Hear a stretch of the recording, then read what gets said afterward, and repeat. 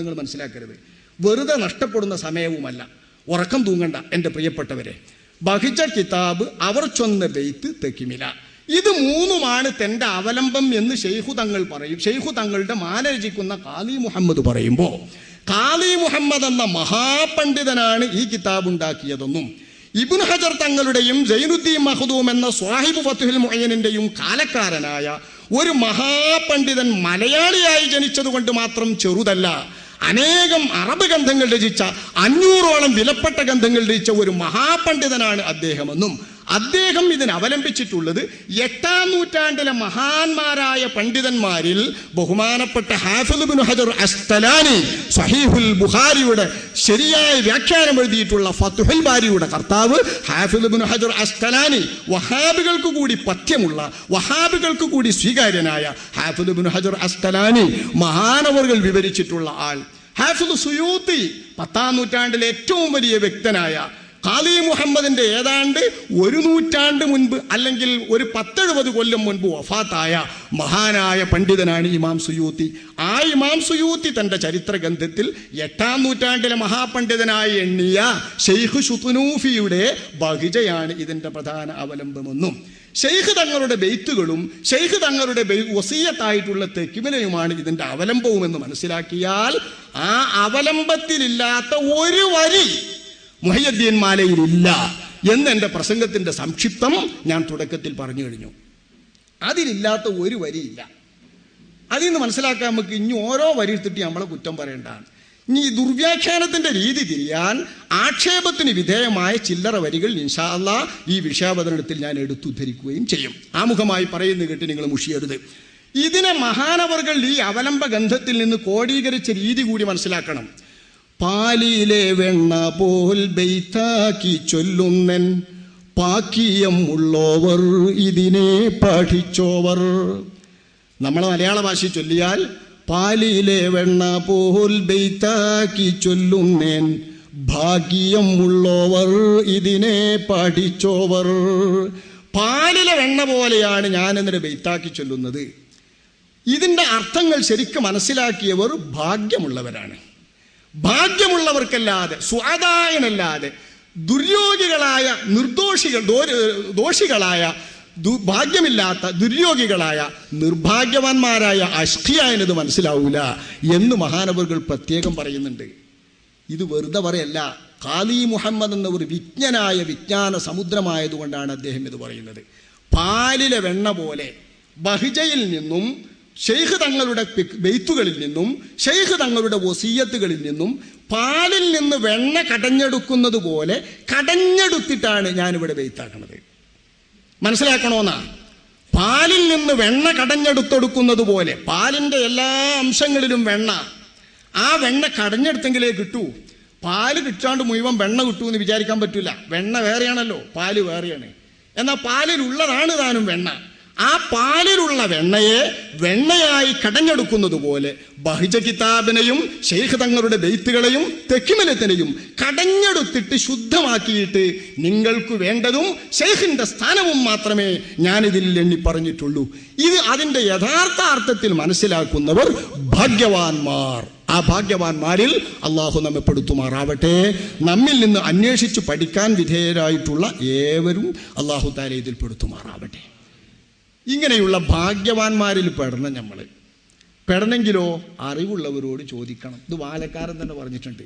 ഇതൊന്നും കേൾക്കാൻ നിൽക്കാതെ മാലനെ ആക്ഷേപിക്കാൻ നിന്നിട്ട് എന്താ കാര്യം? മാലൻ്റെ ആക്ഷേപാർഹമായ ചിലത് മാത്രം ഞാൻ പറയാം.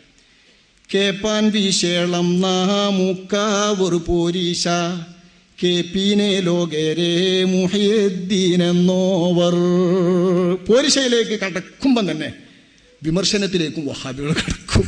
ഇതുവരെയുള്ളത് പാളുണ്ട്. ഞാൻ കൃത്യമായി അക്കട്ടിട്ടാണ് എഴുതിയിരിക്കുന്നു കേട്ടോ. എൻ്റെ നോട്ടിൽ അതൊക്കെ ശരിക്കുണ്ട്. അതായത് 12-ാം വരി, 22-ാം വരി, 32-ാം വരി, 155-ാം വരി ഞാൻ ഇവിടുന്ന് ഒരു ഹാജേര ബെയ്ത്ത് വാങ്ങിയതാണ്. ഇവിടുന്ന് ഒരു ഹാജേര അയത്ത് വാങ്ങിയിൽ ഞാൻ വരിൻ്റെ അക്കം വരെ ഇട്ടിട്ടുണ്ട്. ആ അക്കട്ടിട്ട് വരി വരി വരി കൃത്യമായി ബഹിജയിൽ നിന്നും തെക്കുമിലയിൽ നിന്നും ഷെയ്ഖിൻ്റെ ബെയ്ത്തിൽ നിന്നും നമുക്ക് മനസ്സിലാക്കാം. അത് മനസ്സിലാക്കാൻ പറ്റാത്ത ഒന്നും അതിലില്ല. അതുകൊണ്ട് 16-ാം വരിയിൽ പറയുന്ന ഭാഗം മുതൽക്ക് ആക്ഷേപിക്കപ്പെടുന്ന ചിലത് മാത്രം വരിൻ്റെ നമ്പർ ഇട്ടിട്ട് പാട്ടിൻ്റെ നമ്പർ ഇട്ടിട്ട് നമുക്ക് വിവരിക്കാം. 16-ാം വരിയിൽ അദ്ദേഹം പറയുന്നത് കേപ്പാൻ വിശേളം നാമുക്കാവർ പോരീശ കേപ്പിനെ ലോകരെ മുഹിയുദ്ദീൻ എന്നോവർ.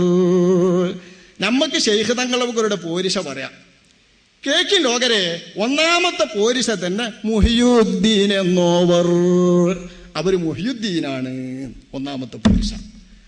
നമ്മളേതെങ്കിലും ഒരു മൊയ്തീൻ്റെ പോരിശല്ലത്.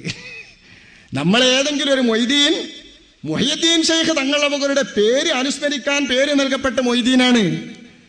നമ്മളെ കഥാപുരുഷന്റെ പേര് മുഹിയുദ്ദീൻ എന്നല്ല. ബാപ്പട്ട പേര് അബ്ദുൽ ഖാദിർ എന്നാണ്. ജനിച്ച നാട് കൈലാനിയാണ്. ജീലാനി രണ്ടും പറയാം. ജീലാനി, കൈലാനി ഇതൊക്കെ അനർബ് അറബാക്കുമ്പോൾ വരുന്ന വ്യത്യാസങ്ങളാണ്. അപ്പോൾ അബ്ദുൽ ഖാദിർ ജീലാനി എന്നോ അബ്ദുൽ ഖാദിർ കൈലാനി എന്നോ പറയാവുന്ന ബാപ്പ അബ്ദുൽ ഖാദിർ എന്ന ആളെ വിളിക്കുമ്പോൾ മുഹിയുദ്ദീൻ എന്നവർക്ക് പേര് വന്നത് തന്നെ ഒന്നാം പോരിശ. കേപ്പിനെ ലോകേരെ ഒന്നാമത്തെ പോരിശ മുഹിയുദ്ദീൻ എന്നോവർ. മുഹിയുദ്ദീൻ എന്ന് പറയുന്നത് തന്നെ ഒന്നാം പോരിശ. എന്താ മുഹിയുദ്ദീൻ എന്ന് പറഞ്ഞത് ഒന്നാം പോരിശാവാൻ? മൂലം മൂടേവൻ ഏകെല്ലാരുളാലേ മുഹിയുദ്ദീൻ എന്ന പേർ ദീൻ താൻ വിളിച്ചോവർ.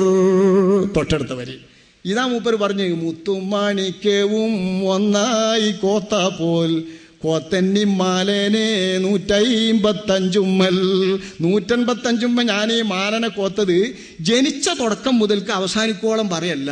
പിന്നെയോ മുത്തും മാണിക്കവും കോത്ത മാതിരി കിട്ടിയത് ഇങ്ങനെ കോത്തക്ക. ഇത് നല്ലൊരു രസകരമായ പോക്ക. സാഹിത്യാഭിരുചിയുള്ള ഒരു മനുഷ്യൻ, സാഹിത്യ വാസനയുള്ള ഒരു മനുഷ്യൻ, ശരിക്ക് സഹൃദയനായിട്ടുള്ള ഒരാൾ, ആ സഹൃദയത്വത്തിന്റെ അടിസ്ഥാനത്തിൽ ഭാഷാപരമായി സാഹിത്യപരമായി ഈ ഒരു കവിതയെ വിലയിരുത്തിയാൽ മുഹിയുദ്ദീൻ മാലയിലെ മുഹിയുദ്ദീൻ മുതൽക്കു തന്നെ മുഹിയുദ്ദീൻ ശൈഖിന്റെ മഹിതസ്ഥാനവും പദവിയുമാക്കി വിവരിക്കുന്ന ഒരു മാല. ലോകത്ത് അത്ഭുതപ്പെട്ട മാലയല്ലേ നിസ്തുലമാല. ഇതിന് തുല്യൊരു മാല ലോകത്ത് വേറെ കാണൂ? ഇങ്ങനെ എവിടെയെങ്കിലും ഒരു ചരിത്ര കിതാബ് കണ്ടിട്ടുണ്ടോ? ആരുടേതാണോ മാല? എന്താണോ അതിന്റെ പേര് മുഹിയുദ്ദീൻ മാല. ആരാണ് ഉണ്ടാക്കിയത്? ഖാലി മുഹമ്മദ്. എന്താണ് തന്റെ അവലംബം? ഇന്ത്യൻ അവലംബം. ആ അവലംബത്തിൽ നിന്ന് എങ്ങനെയാണോ പിടിച്ചത്? ഇന്ന രീതിയിൽ. ഈ രീതിയിൽ പിടിച്ച ഞാൻ പറയുന്ന പോരിശ കേൾക്കണോ? ലോകരെ കേട്ടോളൂ. മുഹിയുദ്ദീൻ എന്നോവർ ഒന്നാമത്തെ പോരിശ. എന്താണത് പോരിശയാവാൻ? മൂലം മൂടേവൻ ഏകൻ അരുളാലേ മുഹിയുദ്ദീൻ എന്ന പേര് ദീൻ താൻ വിളിച്ചോവർ. ഈ മുഹിയുദ്ദീൻ എന്ന പേര് ശൈഖ് തങ്ങളവർക്ക് ലഭിച്ചത് ദീൻ എന്ന നമ്മുടെ മഹത്തായ ദീനുൽ ഇസ്ലാം വിളിച്ച പേരാണ്. ദീനുൽ ഇസ്ലാം മുഹിയുദ്ദീൻ ശൈഖ് തങ്ങളവർക്ക് നൽകിയ പേരാണ് മുഹിയുദ്ദീൻ. ഇതൊരു പോരിശ തന്നെയാണ്. പക്ഷെ ഈ പോരിശ പറഞ്ഞ ഇവിടുത്തെ സാധാരണക്കാർക്ക് ഉൾക്കൊണ്ടില്ല. ഇവിടെ തന്നെ വഹാബിന്റെ വിരുദും സാധാരണക്കാർക്ക് ഉൾക്കൊള്ളാൻ കഴിയാത്തടത്ത് എത്തുമ്പോൾ വഹാബി കടന്നു വരും. അവിടെ വഹാബി മുതലെടുക്കും. അങ്ങനെ വഹാബി മുതലെടുത്തിട്ട് നോക്കി കരുമ്പൊള്ള് കളവ് ദീന് വന്നുകാണ്ട് മുഹിയുദ്ദീൻ എന്ന് വിളിക്കുകയാണ്. ജീവനില്ലാത്ത ദീൻ മുഹിയുദ്ദീൻ എന്ന് വിളിക്കുകയെന്ന് ചോദിക്കും. ഒന്നാമത്തെ ആക്ഷേപത്തിന്റെ പെടുന്ന മുഹിയുദ്ദീൻ എന്ന പേർ ദീൻ താൻ വിളിച്ചോവർ. മഹാനായ ഖാലി മുഹമ്മദ് ഉത്തരവാദിയല്ല. ഖാലി മുഹമ്മദ് എന്നവർ അവലംബിച്ച ബഹ്ജത്തുൽ അസ്റാർ എന്ന കിതാബിന്റെ 54-55 പേജുകളിൽ മുഹിയുദ്ദീൻ എന്ന് ദീൻ ശൈഖ് തങ്ങൾ അവർകളെ വിളിച്ച ചരിത്രം സുന്ദരമായി വിവരിച്ചിട്ടുണ്ട്. ഞാൻ പേജ് നമ്പർ കൃത്യമായി പറയാം. ആ പേജ് നമ്പറിൽ അറിയേണ്ടവർക്ക് ശരിക്ക് അറിയാൻ പറ്റുന്നവർക്ക് നോക്കാൻ കഴിയാത്തവർ അറിവുള്ള ലോകത്തോട് ചോദിപ്പീനേന്ന് മാലി പറഞ്ഞത് തന്നെ പറയല്ല, നമുക്ക് നിവൃത്തില്ല. നോക്കി ബഹ്ജത്തുൽ അസ്റാറിലെ 54-55 പേരിൽ ഹിജ്റ 511 കൊല്ലത്തിൽ ഒരു വെള്ളിയാഴ്ച നടന്ന സംഭവം എന്ന് പറഞ്ഞ് ശൈഖ് തങ്ങൾ അവറുകൾ തന്നെ തന്റെ മുഹിയുദ്ദീൻ എന്ന് പേര് കിട്ടിയ സംഭവം വിവരിക്കുന്നുണ്ട്.